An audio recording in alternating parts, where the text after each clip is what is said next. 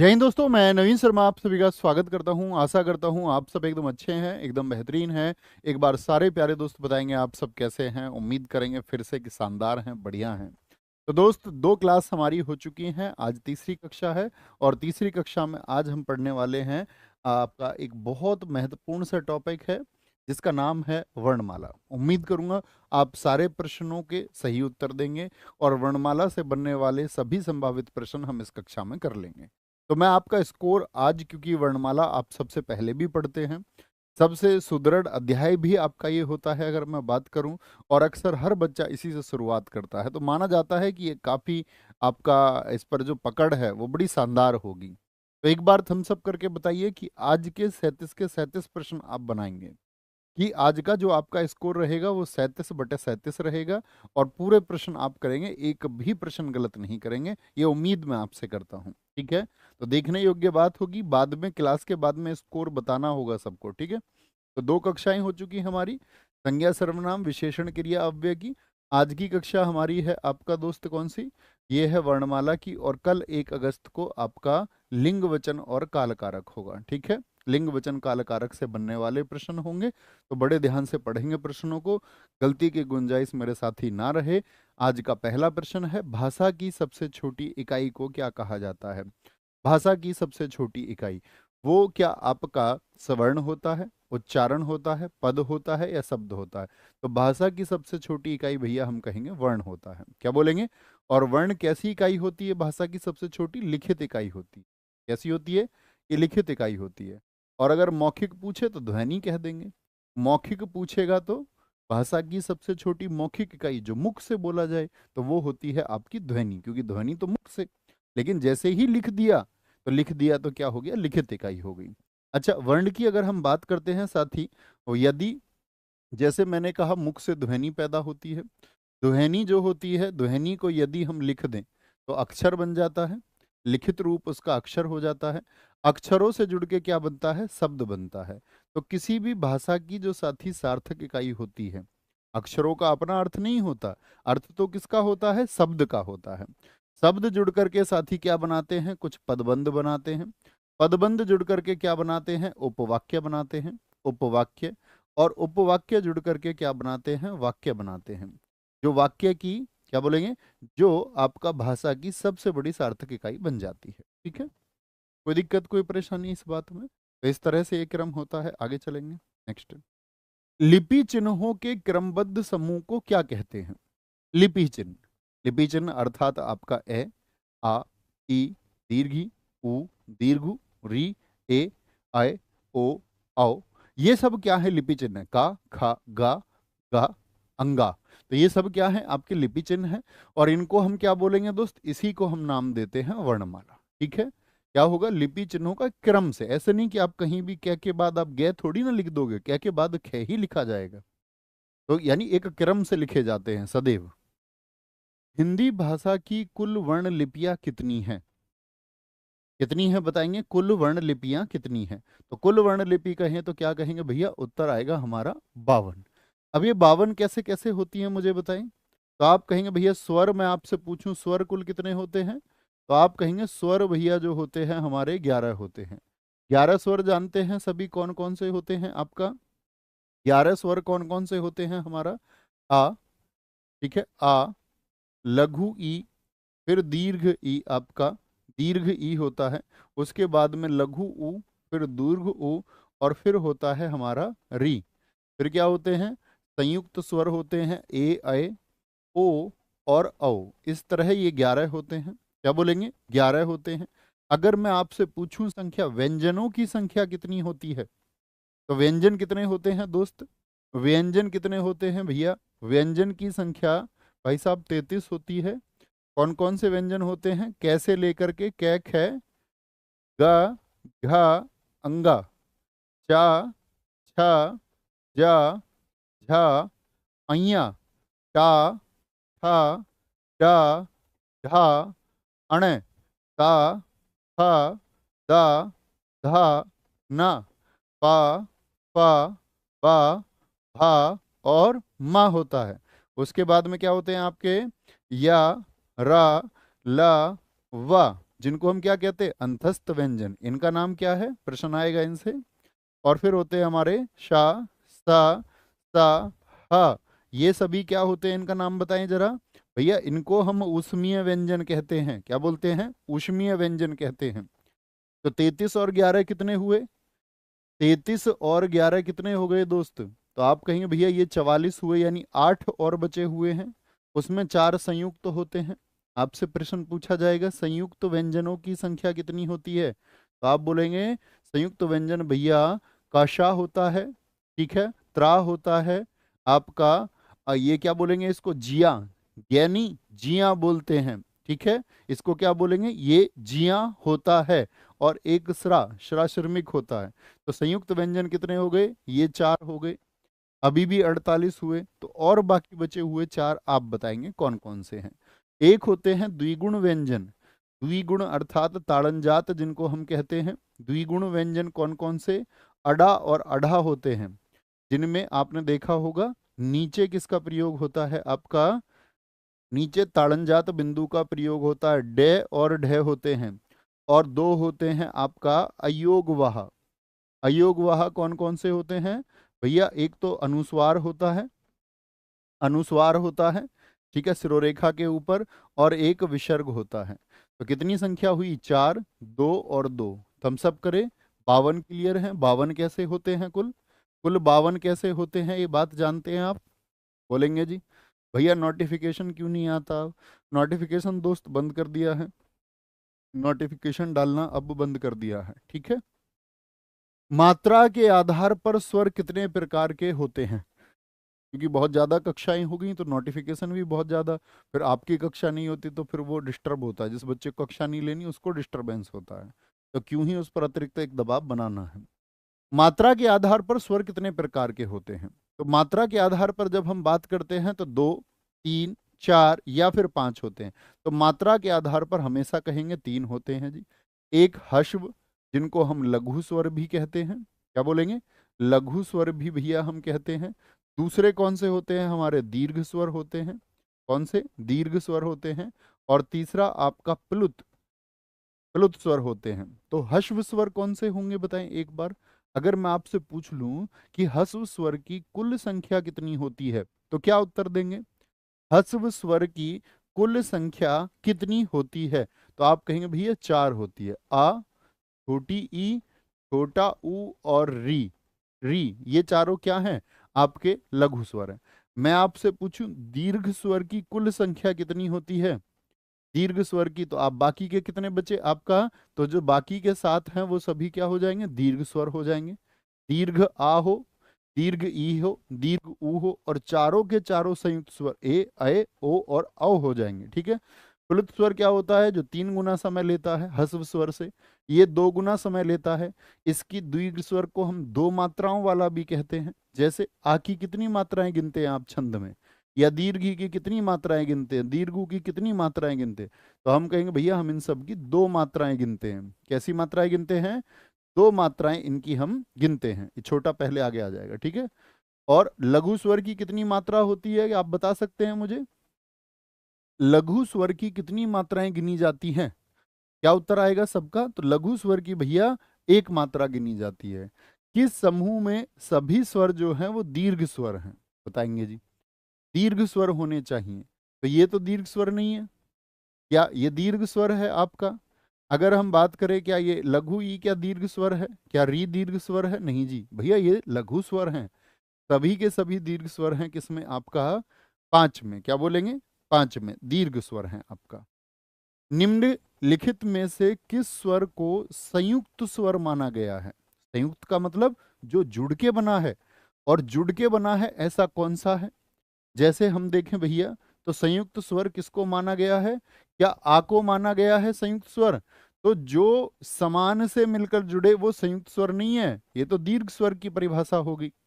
तो समान से ना जुड़े, क्या बोलेंगे, आ के साथ में आपका, आ के साथ में 4 प्रवृत्ति 4 वर्ण होते हैं आपके।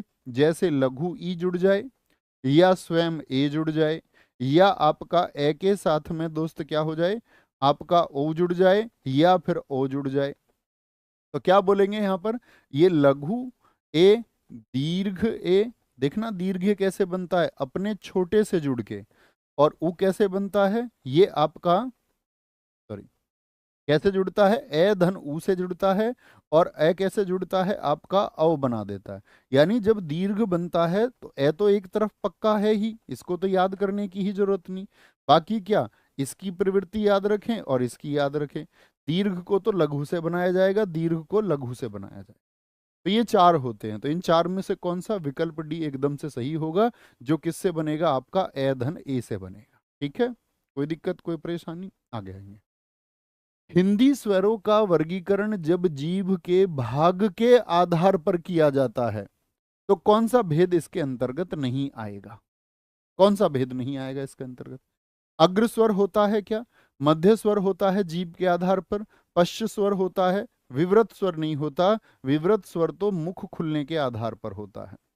विव्रत कभी भी पूछेगा, विम्व्रत, संव्रत, अर्ध संव्रत, अर्ध विम्व्रत, ये सब होते हैं मुख खुलने के आधार पर साथी। किसके आधार पर होते हैं, मुख खुलने के आधार पर। अच्छा, अग्र स्वरों की कुल संख्या कितनी है ये बताएं, अग्र स्वरों की कुल संख्या कितनी है। तो अग्र स्वर होते हैं भैया, अगर हम बात करने लग जाएं आपसे कि अग्र स्वर में कौन कौन से आ जाएंगे, जो छोटे वाले हैं, यानी छोटी ई, दीर्घ ई, ए और अय जो आगे की तरफ गिरते हैं। मध्य स्वर की कुल संख्या, तो कितनी संख्या हुई इनकी, चार हुई। मध्य स्वर ए होता है जिसको उदासीन स्वर भी कहते हैं। पूछे मध्य स्वर की कुल संख्या कितनी, तो सिर्फ एक होगी। कितनी होगी भैया, सिर्फ एक होगी। आपसे पूछे पश्च स्वर कितने हो गए आपके, आ बच गया, वो पश्च स्वर होगा ऊ, दीर्घ ऊ, आपका ओ और दीर्घ औ। सिर्फ जीभ के आधार पर री का वर्गीकरण नहीं किया जाता। तो ये संख्या है, इनको याद रखेंगे। ठीक है, कोई दिक्कत कोई परेशानी। तो मुख खुलने के आधार पर होता है विव्रत स्वर। आप मुझे बता सकते हैं विव्रत स्वर कौन सा होता है, तो विव्रत स्वर होता है जी आ। कितने दोस्त मुझे अर्ध विव्रत बता सकते हैं, अर्ध विव्रत स्वर में कौन कौन से आते हैं। अर्ध विव्रत होते हैं भैया आपका कौन कौन से, ए होता है, अय होता है, ओ होता है आगत स्वर वाला ओ, और दीर्घ ओ होता है। अगर मैं पूछूं अर्ध संव्रत कौन कौन से होते हैं, जरा सोच के बताइए, अर्ध संव्रत कौन कौन से होंगे। ए, अरे भूल चुके हो या याद हैं सब। अर्ध संव्रत, या बात करें संव्रत कौन कौन से होंगे, तो संव्रत में ई और ऊ आते, ई, दीर्घ ई, ऊ और दीर्घ ऊ आते हैं। क्या बोलेंगे, ये मुख खुलने के आधार पर चार प्रकार होते हैं, संव्रत, विव्रत, अर्ध संव्रत, अर्ध विव्रत होता है। कोई दिक्कत कोई परेशानी।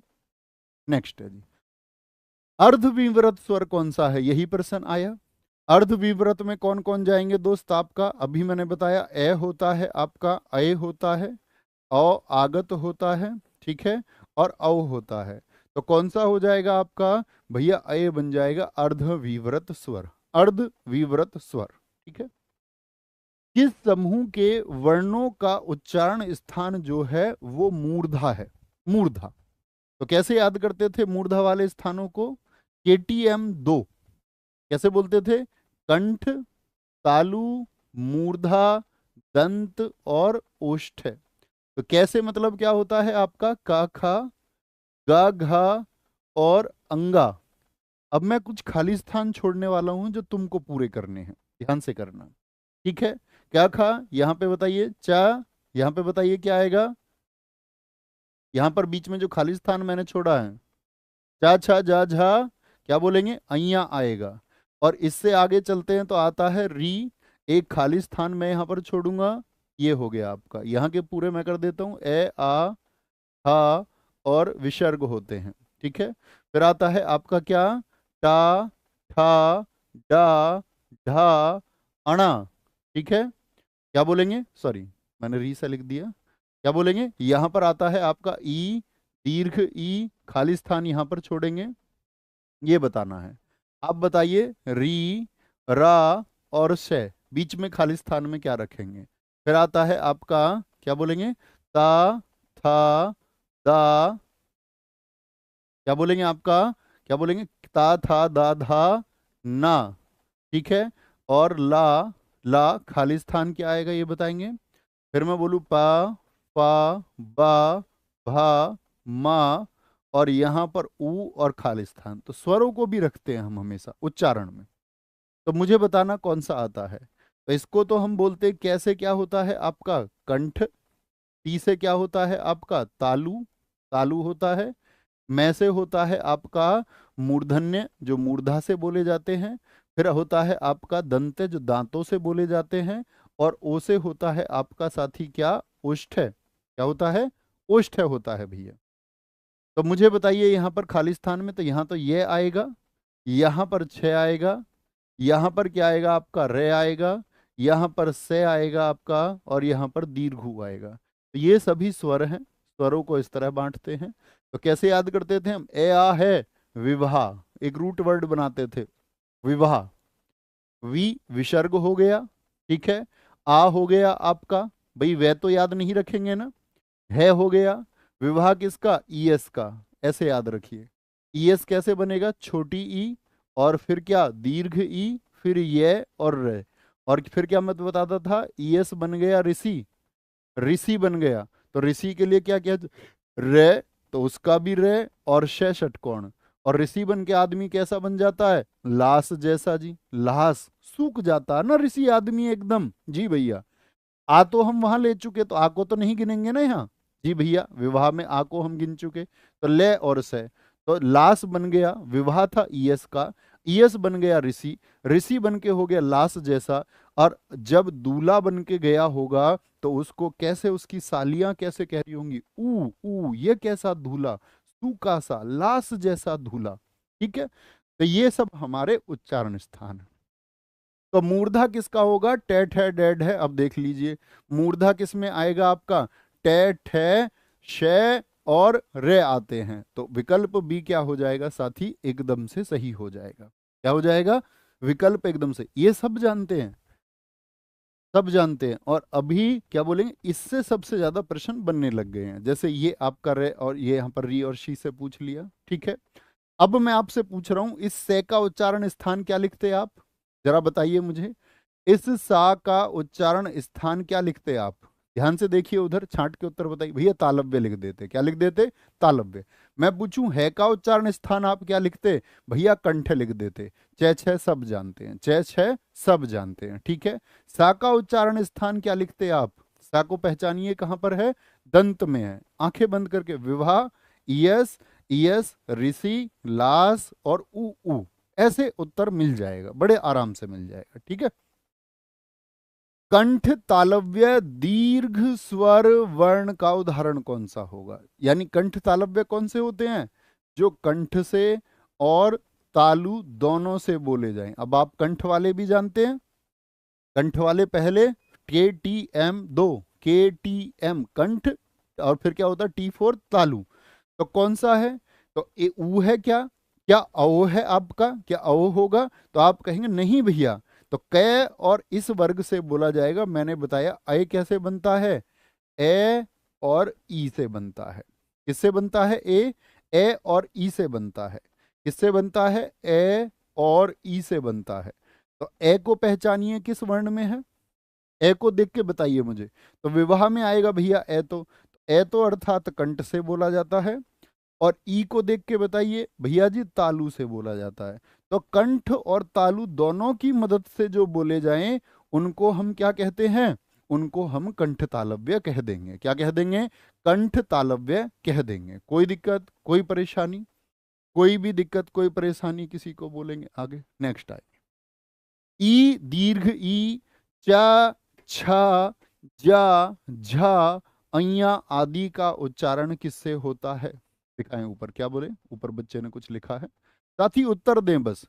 भैया कृपया मार्गदर्शन करके विशेषण के 4 प्रकार बताए। मैंने किताब में 5 पढ़े थे दोस्त, अभी अधिकांश विद्वानों ने उसको स्वीकार नहीं किया है। जैसे स्थान का बोध होता है मैनपुरी, जयपुरी, राजस्थानी, बनारसी। तो इसको बहुत सारे विद्वान लिखते हैं व्यक्तिवाचक विशेषण अलग से बना के। लेकिन कभी भी परीक्षा में प्रश्न आएगा तो आप विशेषण के 4 ही प्रकार लिखेंगे। यूपीएसआई 2021 में मैं पढ़ा रहा था, तो मैंने बच्चों को यही बात स्पष्ट करके समझाई थी कि परीक्षा में 4 लिख के आना है। लेकिन तभी भी कई बच्चे जो है 5 चुन के आए, क्योंकि व्यक्तिवाचक व्यक्तिवाचक विशेषण आजकल चर्चा में है, उसको भी कई लोग करते हैं। तो व्यक्तिवाचक विशेषण अभी हिंदी भाषा में स्वीकार्य नहीं हुआ है, हो सकता है आगे वाले समय में विद्वान उसको स्वीकार कर लें, लेकिन अभी नहीं है साथी। अभी आप कहेंगे, ठीक है, अभी आप कहेंगे। दोस्त उत्तर देने हैं, सिर्फ अन्य बातें नहीं करनी है कि भैया आठवां जो है, आठवां और छठा पांचवा इसका उत्तर क्या होगा, ये वो हो गया। सिर्फ उत्तर देने हैं, अतिरिक्त बातें नहीं करनी है, मेरी आप सब लोगों से प्रार्थना है। तो ई से ही समझ गए क्या, विभाग किसका, ईएस का। और ईएस किस में आता है साथी आपका, ईएस तो दूसरी है, तो के टी, और टी से क्या हो जाता है, तालव्य हो जाता है, तालव्य हो जाता है। कंठोष्ठ दीर्घ स्वर्ण वर्ण का उदाहरण कौन सा होगा, कंठोष्ठ कौन से होंगे, जो कंठ और ओष्ठ से बोले जाएंगे, कंठ और ओष्ठ से बोले जाएंगे। तो क्या अय होता है, नहीं भैया। उ होता है, नहीं जी। री होता है, नहीं जी। ये संयुक्त हैं। देखना कैसे, मैंने आपको बताया था कैसे बोला जाता है, ए धन, ए धन, ए धन ओ से मिलके बनता है, जी भैया। लेकिन जब हम बात ओ की करते हैं तो ओ किससे मिलके बताया था मैंने आपको, ये भैया ए धन ऊ से मिलके बनता है। जानते हैं सारे दोस्त औ का निर्माण कैसे होता है, संधि भी आप करते होंगे, गुण संधि ए और ऊ मिलके क्या बनाते हैं, औ बनाते हैं। तो ए कौन सा स्थान है बताएंगे जरा, कंठ में आता है। और गांव में शादी में देख के उसको क्या बोली थी, ओष्ठ से ऊ, ये कैसा धूला आ गया, कंठ ओष्ठ है, कंठ ओष्ठ है, क्या बोलेंगे, कंठ ओष्ठ है। ये देखिए ए और ऊ, तो कंठ और ओष्ठ से जुड़ के जो बने वही साथी कंठोष्ठ होता है। क्या होता है, कंठोष्ठ होता है। निम्न में से ओष्ठ्य वर्ण कौन सा है जो ओष्ठ से बोला जाएगा, तो क्या बोलेंगे भैया, पा, पा, कौन कौन से होते हैं, बार बार भी रिपीट करेंगे तो कोई दिक्कत नहीं है, परीक्षा देके फिर इसका काम खत्म हो जाएगा। पा, फा, बा, भा, भा, मा। तो क्या बोलेंगे आपका, भैया इसकी जरूरत तो फिर हमें पड़ेगी, इसमें से तो कुछ भी नहीं दिख रहा हमको। तो ये तो बात टाई टाई फिस हो गई, और टाई टाई फिस हो गई तो भैया हम तो जानते ना, आगे ऊ और दीर्घ ऊ आते हैं, तो ऊ और दीर्घ ऊ आते हैं, तो क्या हो जाएगा आपका, ओ से ओष्ठ है, ऊ हो जाएगा। जिन स्वरों के उच्चारण में हवा नाक से भी निकलती है, कहां से निकलती है हवा, नाक से भी निकलती है, उन्हें उन्हें कहते हैं, क्या कहते हैं बताएंगे, निर अनुनासिक बोलते हैं, या अनुनासिक बोलेंगे, या फिर मौखिक बोलेंगे, या फिर आपका साथी क्या बोलेंगे, लुंठित स्वर उनको हम कह देंगे। तो भैया नाक से निकले तो अनुनासिक, और ना निकले यानी जिनमें मुख से निकले वो निर अनुनासिक, निर माने ना, ये मुख से निकलने वाले होते हैं, मुख से निकलने वाले, ठीक है। जैसे अनुनासिक स्वरों में किनको रखा जाता है, चंद्र बिंदु आपका हो गया, आ चंद्र बिंदु हो गया, या ई के साथ में आपका चंद्र बिंदु, यहाँ पे लगा हुआ नहीं है चंद्र बिंदु, लेकिन ये आकृति उसी की बनाता है, उसी की आकी बनाता है। जैसे निर्नुनासिक में हम बात करें, ए, आ और आपका ई होता है, आदि उदाहरण है निर्नुनासिक और अनुनासिक, ठीक है। ओठों की आवृत्ति, सॉरी, ओठों की आकृति के आधार पर निम्नलिखित में से कौन सा अव्रतमुखी है, अव्रतमुखी। तो सबसे पहले देखिए व्रत किसको बोलते हैं, सर्कल, गोला। तो जिनको बोलने में होठ गोल हो जाएं वो व्रतमुखी होते हैं। लेकिन व्रतमुखी नहीं पूछा, उसने पूछा अव्रतमुखी, ए माने ना, जो व्रतमुखी ना हो, जो गोला ना बनाए, तो क्या बोलेंगे भैया, क्या ओ बनाएगा, जी भैया। ऊ बोल के देखो, होठ गोल हो जाएंगे, औ लेकिन ई नहीं बनाएगी। तो जो ना बनाए, जैसे ए नहीं बनाएगा, ये अव्रतमुखी है, आ नहीं बनाएगा, ये अव्रतमुखी है, लेकिन दीर्घ ओ बना देगा, ये व्रतमुखी है। ये क्या है, ये व्रतमुखी है, ठीक है। अरे प्रश्न गलत तो नहीं हुआ अभी कोई, मैंने आपसे कहा था कि 37 में से 37 बना के दिखाने हैं, कभी कोई साथी ऐसा तो नहीं है जिसका प्रश्न कोई गलत हो गया हो। 20 में से स्कोर बताना कितना हुआ है। इनमें से किन वर्णों को व्यंजन कहा जाता है, व्यंजन क्या होते हैं, जिनका उच्चारण स्वरों के वर्णों की सहायता से किया जा सके, क्या स्वरों के वर्ण, तो स्वर जो वर्ण होते हैं उनकी सहायता से जो हो उसी को हम व्यंजन कहते हैं। जैसे पहला व्यंजन क है, ये कौन से स्वर की सहायता से बोला जाएगा, मेरा प्रश्न आपसे ये है। तो आप क्या बोलेंगे भैया, ये बोला जाएगा कै धन ऐसे बोला जाता है। यानी कि ये क्या है, ये एक व्यंजन रूप है और ये किसकी मदद से बोला जा रहा है, इसके साथ में स्वर है। ठीक है, तो व्यंजन किसकी सहायता से बोले जाएगा, हमेशा कोई भी व्यंजन है। मुझे बताइए, जैसे मैं आपसे कहूं कि ये हम बोल रहे हैं, तो इसमें कौन सा स्वर शामिल है, कौन सा, लघु ई की दीर्घ ई, तो आप कहेंगे भैया इसमें जो व्यंजन शामिल है वो लघु ई है। कौन सा है, वो लघु ई है, गलती नहीं करनी है। संयुक्त अक्षर व्यंजन निम्न में से कौन से हैं। अब हिंदी वर्णमाला का एक प्रश्न आपसे मैं पूछूंगा, देखूंगा कितने दोस्तों ने इसे बड़ी विद्वता से पढ़ा था। क्या बोलेंगे, संयुक्ताक्षर, तो संयुक्ताक्षर 4 होते हैं, हमने बात कर ली, छात्रा, जा और श्रा होता है। सारे दोस्त जानते हैं इस बात को। ये भी जानते होंगे ये कशा किससे बना है, तो ये कशा जो बनता है ये का धन शय से, इसको छह मत बोला करो, छह तो ये है, ये छा नहीं है, ये कशा है। क्या है, कशा। ये क्या है, आपका त्रा है, क्या बोलते हैं इसको, ये भैया त्रा है, ता धन रै से बनता है। ये क्या बोलोगे इसको, विज्ञान नहीं होता, विज्ञान होता, ये जिया है। क्यों है ये जिया, क्योंकि ये जय धन अय्या से मिलके बनता है। क्या बोलेंगे इसको, जिया, जिया, कशा त्रा जिया और ये सरा। ठीक है, ये किससे मिलके बनता है, सा धन रे से मिलके बनता है। ठीक है, ये तो सब जानते होंगे जी भैया। अब बात आती है, अब बात आती है साथी किसकी, इनके वर्णमाला में स्थान की। मुझे बताइए, वर्णमाला में मैं एक स्थान छोड़ रहा हूं, मुझे बताना किन दो अक्षरों के बीच में त्रा आएगा। ता, था, दा, ध्यान से देखना मैं क्या सिखाना चाह रहा हूं, ता, था, दा, धा, ना। ठीक है, फिर मैंने लिखा छा, छा, छा, त्रा, जा और स्रा। यहां पर कुछ खाली स्थान मैं छोड़ने वाला हूं, मुझे बताना वर्णमाला का यदि हम क्रम लिखें तो किस खाली स्थान में आप त्रय को रखेंगे, किस खाली स्थान में आप त्रा को रखेंगे, वो दो अक्षर आप मुझे बताइए कौन से दो के बीच में लिखेंगे। तो ये अक्षर लिखने आपको मुश्किल हो जाते हैं, इसको नंबर दे देते हैं, 1 2 3 4 5 6 7 8।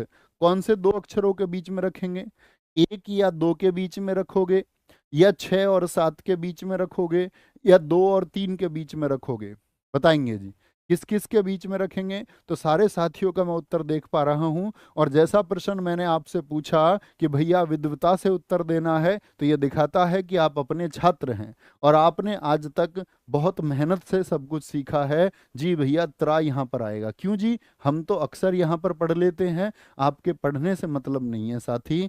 तो जो संयुक्ताक्षर जिस जिस भी व्यंजन से निर्मित हुआ है उसी के बाद वर्णमाला में आएगा।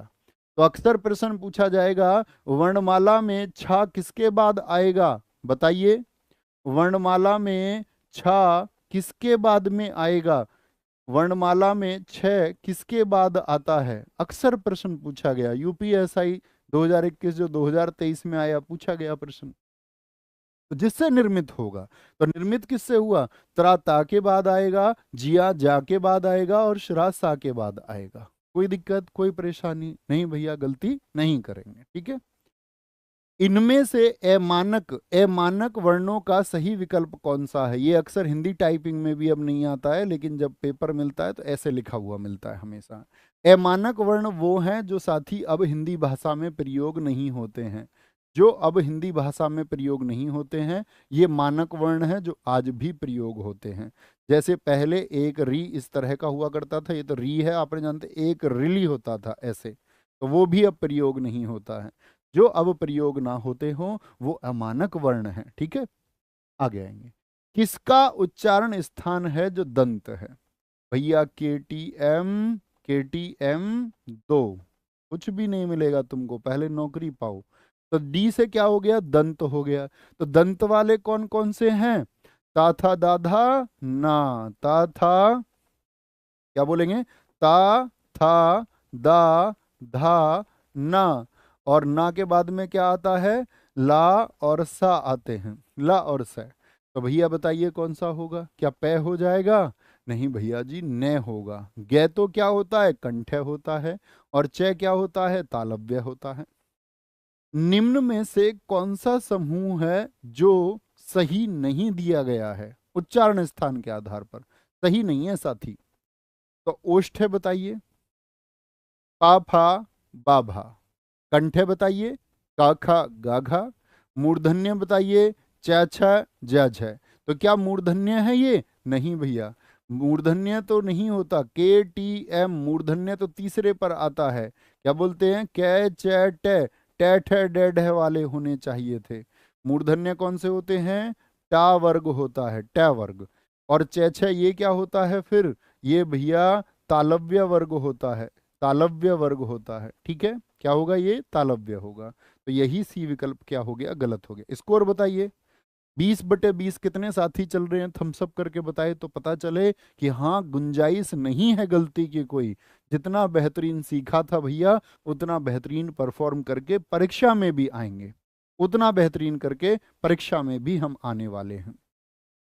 निम्नलिखित में से कौन सा है जो ऊष्म व्यंजन है, जिनको बोलने पे हथेली पर रख के आप बोल के देखिए तो उनसे ऊष्मा गुजरती है। बहुत सारे साथियों के मैं देख पा रहा हूँ 19-20, कई दोस्तों के 18। मेरे दोस्त ये कई वर्षों का कंपटीशन है बच्चों का। बच्चे बहुत सारे सिंसियर बच्चे तो 3-3.5 वर्ष से एकदम शानदार तरीके से इसके लिए पढ़ रहे थे। तो आपका एक एक प्रश्न आपके सिलेक्शन को तय करेगा। तो प्रश्नों को बहुत ध्यान से पढ़ना है और गलती नहीं करनी है, क्योंकि एक ही प्रश्न पर कई हजार छात्र निकल जाएंगे मेरिट से। एक ही प्रश्न पर कई हजार छात्र, दो प्रश्न पर कई हजार छात्र निकल जाएंगे।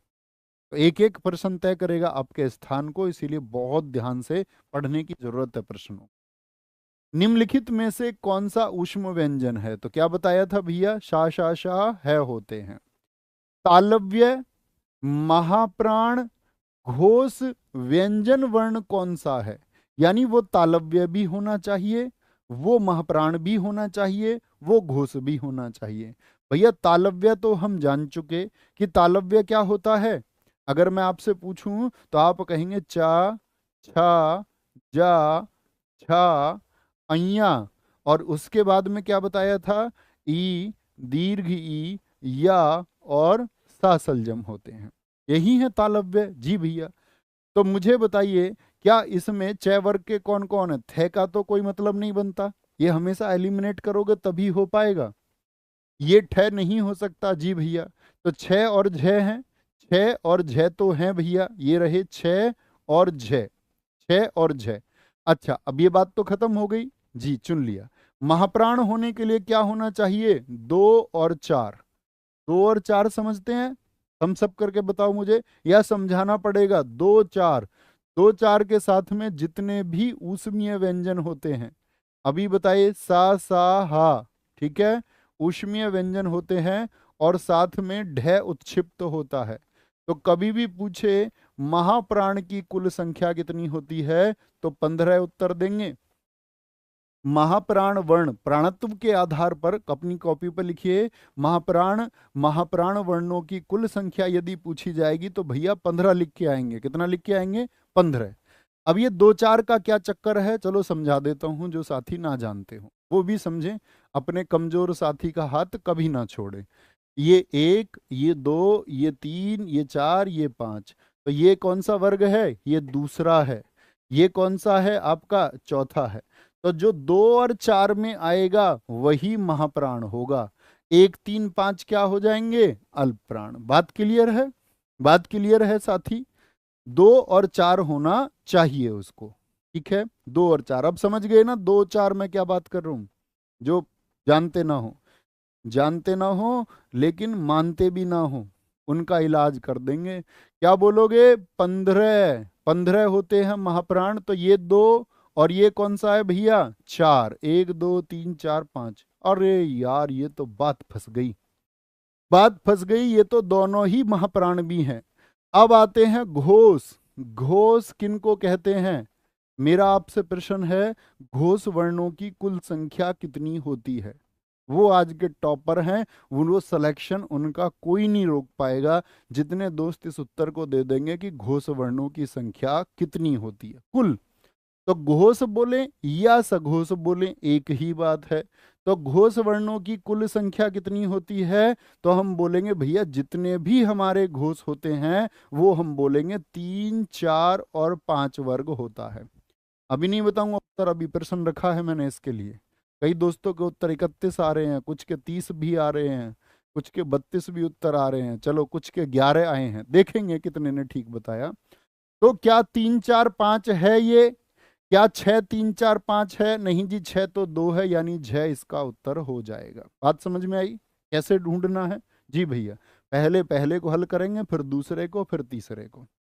देखते हैं जी, कौन सा वर्ण पंचमाक्षर है जो पांचवे पर आता है आपका? का खा गा घा अंगा, पांचवा है। च छ जज है अइया, टैठ डेड है अणे, तैथे दैद है ने। मिर्जापुर दिखानी पड़ेगी नहीं फिर तुमको। पाफा बाभा माँ, तो ये 5 है। तो पंचमाक्षर कौन सा बन जाएगा इसमें से? मैं बन जाएगा भैया। क्या बनेगा? माँ बन जाएगा। ओष्ठ्य भी होना चाहिए, महाप्राण भी होना चाहिए, और घोष भी होना चाहिए। घोष भी होना चाहिए। तो भैया ओष्ठ्य होने के लिए क्या होना पड़ेगा? ओष्ठ्य होने के लिए तो पा, पा, बा, भा, मा, ऊ, और आपका एक बार लिख लेना पेपर में भी, ऊ दीर्घ ऊ। तो क्या इसमें कहीं पर वे आता है? नहीं आता जी। क्या इसमें टे आता है? कहीं पर भी नहीं आता जी। बात फंसी किसके ऊपर? भय और फे के ऊपर। महाप्राण होने के लिए क्या होना पड़ेगा? 2 और 4। तो 2 और 4, 1 2 3 4 5। मुझे बताइए, 2 और 4 भय और फे दोनों हैं? 2 और 4, ओ भैया ये तो बात फंस गई। घोष होने के लिए 3 4 5 होना पड़ेगा। 3 4 5, तो 3 4 5 क्या फे है? नहीं जी, बात खराब हो गई। भय इस लड़ाई में जीत गया। भय इस लड़ाई में जीत गया और भय विजयी हुआ। क्या हो गया? भय विजयी हुआ।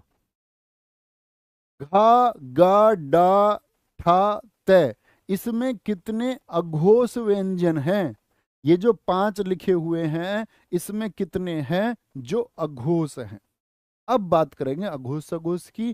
30 वाले ठीक थे या 31 वाले ठीक थे? ठीक है, अभी देखते हैं उत्तर। तो क्या बोलेंगे भैया, अघोष होने के लिए क्या होना पड़ेगा? अघोष होने के लिए पहली और दूसरा वर्ग हो सकता है, साथ में आपका शा, शा और है होगा। क्या होगा?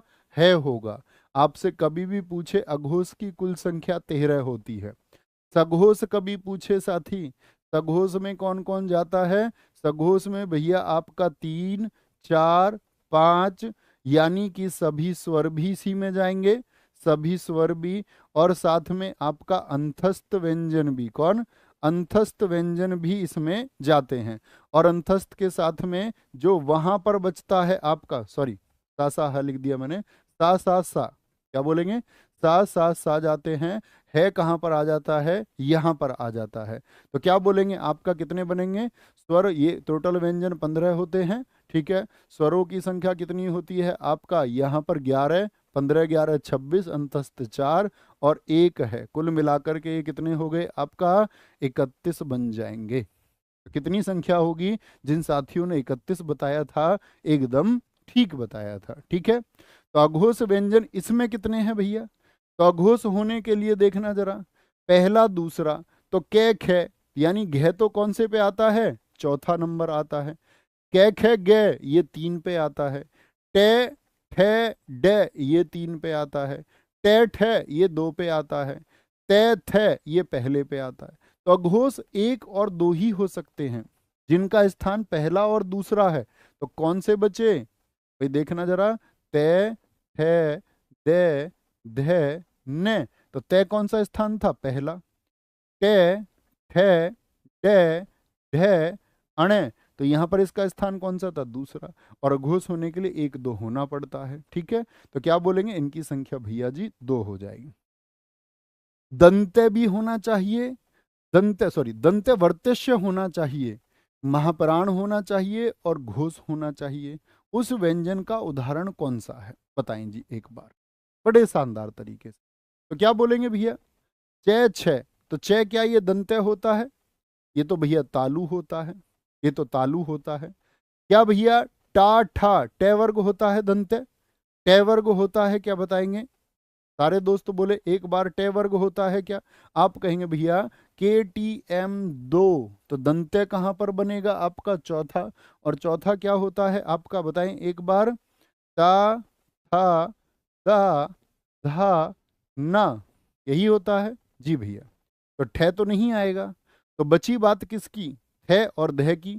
थे और धे, महाप्राण होने के लिए क्या होना पड़ेगा? 2 और 4 हैं, दोनों के दोनों महाप्राण हैं। घोष होने के लिए क्या होना पड़ेगा? घोष होने के लिए 3 4 5 होना पड़ेगा। 3 4 5 होना पड़ेगा, तो धे 4 पर है, थे नहीं है। तो क्या बोलेंगे भैया? धे इस लड़ाई में जीत जाएगा। दांते, दांत जो होते हैं ना, और मसूड़ों के मिलने का जो स्थान है उसको कहते हैं दंत मूल। तो दांतों का वही मूल जो वर्तस्य है उसमें धे आता है। जैसे अगर सिर्फ वर्तस्य ध्वनि में आपसे पूछूं तो कौन सी होंगी? तो सिर्फ वर्तस्य नहीं पूछा है, क्योंकि उसने न र ल स होती हैं, न र ल स होती हैं वर्तस्य ध्वनि। उसने पूछा दंत वर्तस्य, क्या बोलेंगे? दंत वर्तस्य होगा। कोई दिक्कत, कोई परेशानी? एक साथी कह रहा है सर जी सघोष फिर से। बेटा तुम तो कुछ तो ऐसे रहोगे, पेपर के दिन से पहले दिन भी पढ़ना चाहोगे कि कैसे कोई सघोष और अघोष समझा दे। जो समझाया है वही है, इसीलिए समझा रहा हूं तुम्हारे लिए। नहीं तो इसमें जो होशियार बच्चे हैं ना कक्षा में, वो तो जानते हैं सब कुछ, वो तो सब कुछ जानते हैं। ठीक है, गड़बड़ कर देंगे, संख्या की गड़बड़ मत कर देना, नहीं तो रोते फिरोगे। कई दोस्त तो फोटो लगा के भेज रहे हैं, गुरुजी फलाने गुरुजी ने ये बता दिया, तुमने ये बता दिया। उसमें आप मुझे गलत मान लो, लेकिन भेजो मत, वो समय नहीं बचा अब आपके पास में। दूसरे गुरुजी से ही मान लो, उस बात की चिंता नहीं है, ठीक है। लेकिन अभी पढ़ने का वक्त है, अभी सीखने का वक्त नहीं बचा, अभी तो रिवीजन का वक्त है दोस्त। ठीक है भाई साहब, आएंगे जी। गे जय छ चे टे, इनमें तालव्य महाप्राण घोषवर्ण कितने हैं? तालव्य भी हो, महाप्राण भी हो और घोषवर्ण भी हो, वो कितने हैं ये बताएंगे दो। तो तालव्य होने के लिए क्या होना पड़ता है? कंठ तालु, च छ जय झे अय्या आना चाहिए। तो क्या इसमें कहीं भी गे आता है? क्या इसमें साथी कहीं भी टे आएगा? नहीं जी भैया। महाप्राण होने के लिए 2 और 4 होना पड़ेगा, यानी जय और झय महाप्राण है।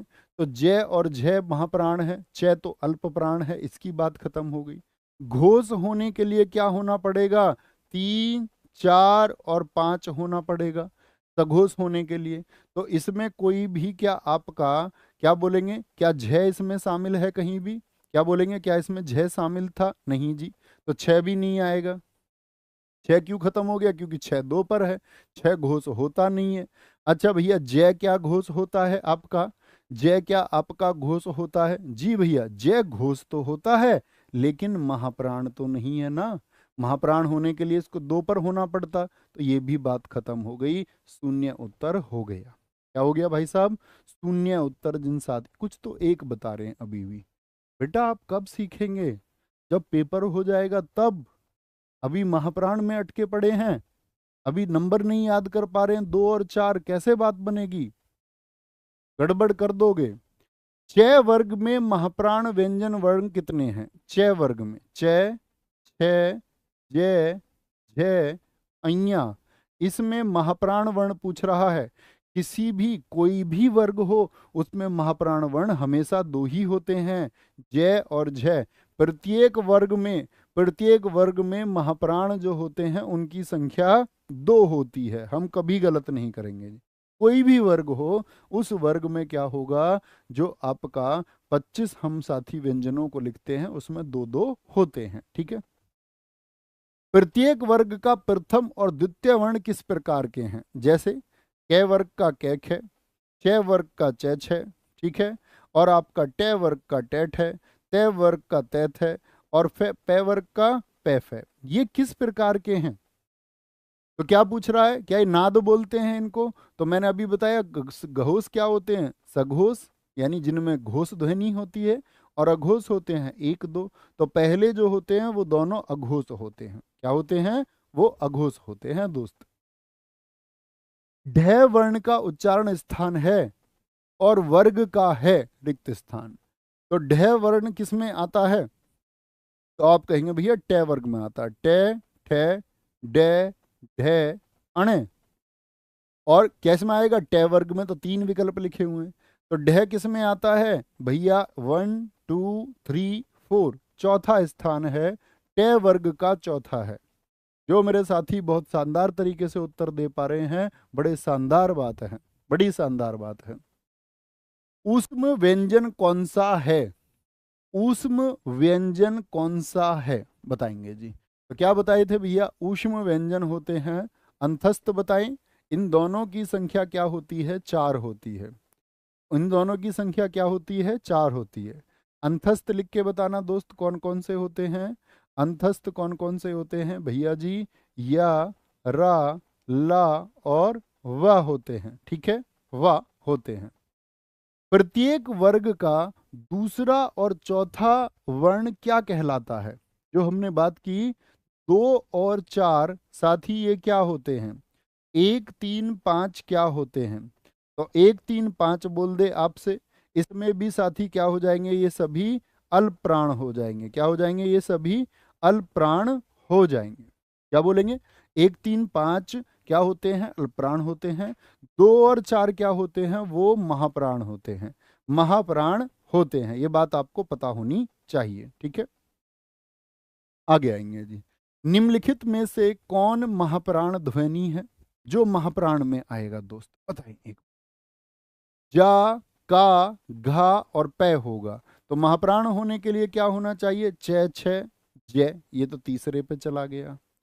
कै पहले पर ही होता है। कै, ख, ग, घ ये 4 पे है। पा, फा ये 1 पे है। ठीक है, च, छ, जय ये 3 पे है। तो क्या होना चाहिए? 2 और 4 होना चाहिए। तो 2 और 4 होने के लिए कौन सा होगा? वो घ होगा, घ होगा। ठीक है। हिंदी शब्दकोश में कश का क्रम किस वर्ण के बाद आता है? कश किसके बाद आएगा दोस्त? तो मैंने बताया जिससे निर्मित होता है। निर्मित किससे होता है? का धन शय से होता है। और का धन शय से जब निर्मित होगा तो क्या बोलेंगे? वही बन जाएगा आपका किसके बाद में? जिससे निर्मित हुआ उसी के बाद में आएगा। ठीक है। हिंदी वर्णमाला में कुल कितने अयोग वहां हैं? क्वेश्चन पूछा गया, हिंदी वर्णमाला में कितने अयोग वहां हैं? 2 ही अयोग वहां होते हैं। एक तो अनुस्वार होता है जो सिरोरेखा के ऊपर होता है, और एक विसर्ग होता है। क्या होता है? विसर्ग होता है। अनुस्वार और विसर्ग कुल मिलाकर के 2 अयोग वहां होते हैं। ठीक है। जिन व्यंजन ध्वनि के उच्चारण के समय स्वर तंत्रियों में कंपन हो जाए, स्वर तंत्रियां जो हैं हमारी वो कांप जाएं, तो उच्चारण स्थान के आधार पर ध्वनियों के वर्गीकरण में उसका स्थान क्या मूर्धन्य होता है? कभी भी नहीं। स्वर तंत्री बाकी किसी में नहीं कांपती। वर्तस्य मैं आपको बता चुका, नए से रह आपके। ठीक है। और अगर कंठे आप जानते हैं, काकल्य ध्वनियां जो है ये काकल्य ध्वनि होती है। एक होती है साइड से हवा निकलती है, पार्श्विक ध्वनि। ठीक है। पार्श्विक ध्वनि कौन सी होती है बता सकते हैं क्या? पार्श्विक ध्वनि वो लय होती है। एक होती है जीभ कांप जाती है, लुंठित ध्वनि। लुंठित भी बोलते हैं, फिर कंपित भी बोलते हैं। वो कौन सी होती है? वो रे होती है, रे होती है। ठीक है, ये आपको पता होने चाहिए। रे का विवरण स्थान कौन सा होगा? रे का, रे को कैसे कह सकते हैं आप? रे क्या वर्तस्य है? अभी बताया। नय, शय, लय, रे ये सब क्या है? वर्तस्य है। जी हाँ। क्या रे लुंठित है? रे जीभ कांप जाएगी क्या? जी भैया। क्या रे सघोष में आता है? मैंने आपको बताया।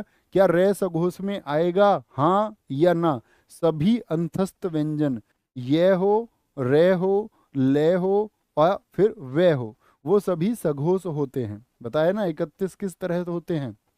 अल्पप्राण। अल्पप्राण व्यंजन में क्या साथी आपका जितने भी आपका अंतस्थ व्यंजन है ये सभी अल्पप्राण भी होते हैं। एकदम से सही बात है। ठीक है, महाप्राण नहीं होता है, पाशर्विक भी नहीं होता है, ठीक है, संघर्षी भी नहीं होता है, और महाप्राण भी नहीं होता है। ठीक है, तो ये आज के 37 प्रश्न हैं। आज का आपका घर का होमवर्क है, मैं आपको फिर सचेत कर देता हूं साथी। मैं हमेशा, आप लोग जानते हैं कि अपना जो भी स्टेटमेंट रहा वो सच के लिए रहा। मैं फिर आपको कह देता हूं कि यही परीक्षा अगर आप आरओ एआरओ के लिए दे रहे होते तो बात अलग होती, यही परीक्षा आप यूपीएसआई के लिए दे रहे होते तो बात अलग होती।